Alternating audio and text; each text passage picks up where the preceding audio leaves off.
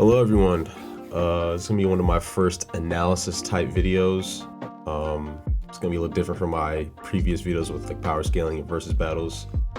I'm a little sick, so forgive me if I sound a little off, but I'm just gonna go ahead and get right into it. So I'm gonna be talking about one of my favorite anime characters and this channel mascot, Hakari Kinji from Jujutsu Kaisen.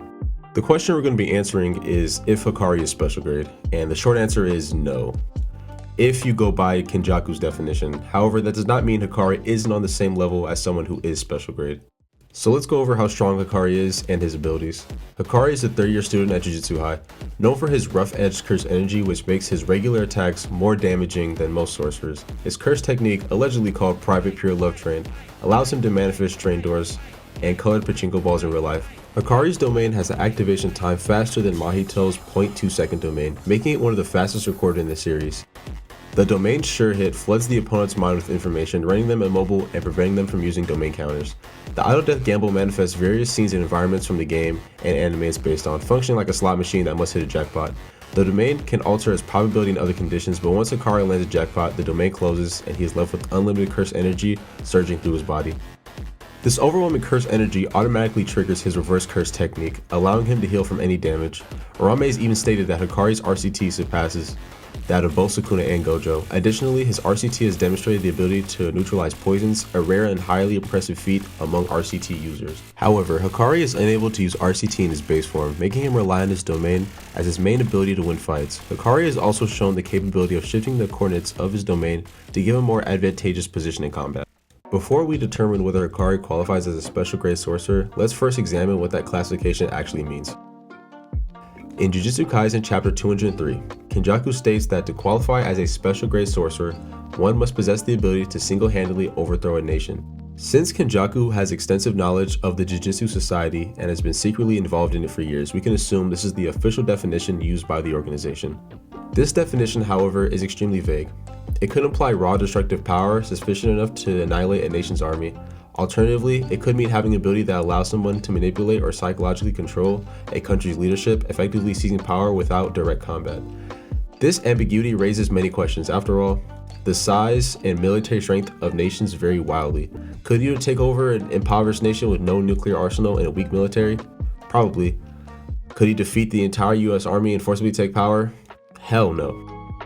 Looking at the four confirmed special grade sorcerers, Gojo, Yuta, Yuki, and Geto, we can see one is not like the others. The fraud Geto qualifies as a special grade despite lacking both a domain expansion and reverse curse technique. His status was seemingly granted based on his ability to command an army of 5,000 to 6,000 curse spirits.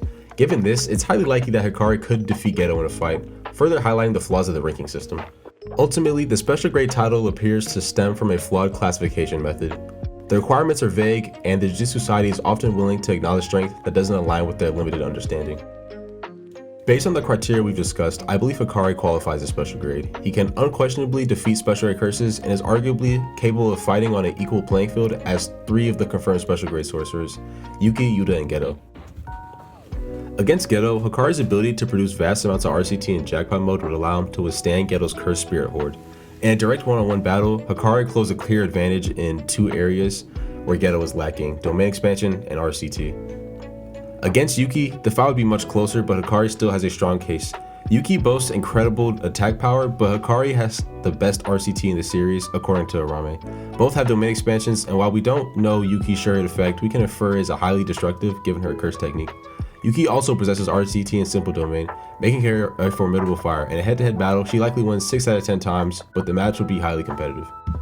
That being said, Hakari would almost certainly lose to Gojo and would have a high difficulty fight against Yuta. While Hakari has the longevity advantage with his repeated jackpots, Yuta has far more win conditions that could secure his victory before his 5-minute timer runs out. Unfortunately, we didn't get to see what Hakari gained or improved upon during the swap training before the Sukuna fight.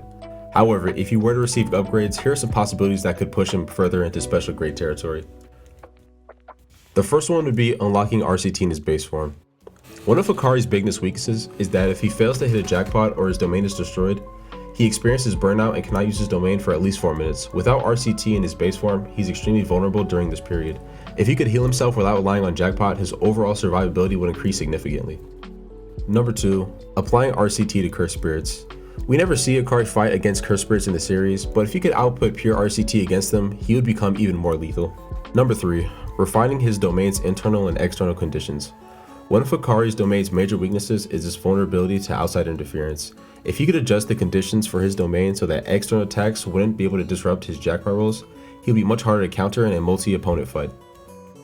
Enhancing his cursed energy's offensive power. Hakari's cursed energy already has a unique property often compared to sandpaper or razor wire. If he could refine it further, perhaps making it cut like blades upon impact, he would become even deadlier in hand-to-hand combat. Combining this with his Wolverine-like regeneration, it could make him an absolute menace in prolonged fights. Number 5. Developing soul perception and soul damage capabilities. If Hakari could perceive and attack the soul directly, he would become one of the most dangerous fighters in the JJK universe. Soul damage is incredibly rare, and most sorcerers and cursed spirits are unaware of their own souls, making it a highly effective counter against even the strongest opponents. Hakari is already an incredibly strong fighter. While he may not be officially recognized as special grade, he possesses the raw power, endurance, and adaptability to compete with some of the best sorcerers in the series. If he were to refine his abilities and address his weaknesses, he could solidify himself as an undeniable special grade sorcerer. Well, these are just some of my thoughts on the Hakari character. I know a lot of it is coping, because we're probably never going to see him again since JJK has been over for a while now. But let me know if you'd be interested in a full breakdown of Hakari versus Geto or Hakari versus Yuki, and I hope you all have a great day. See you.